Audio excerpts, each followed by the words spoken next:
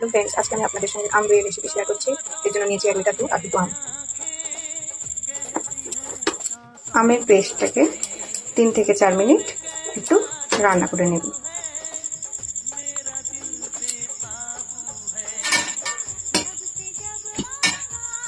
এই 1 লিটার দুধটাকে ফুটিয়ে 800 গ্রাম করে নেব। এবার এর মধ্যে দেব হাফ কাপ চিনি।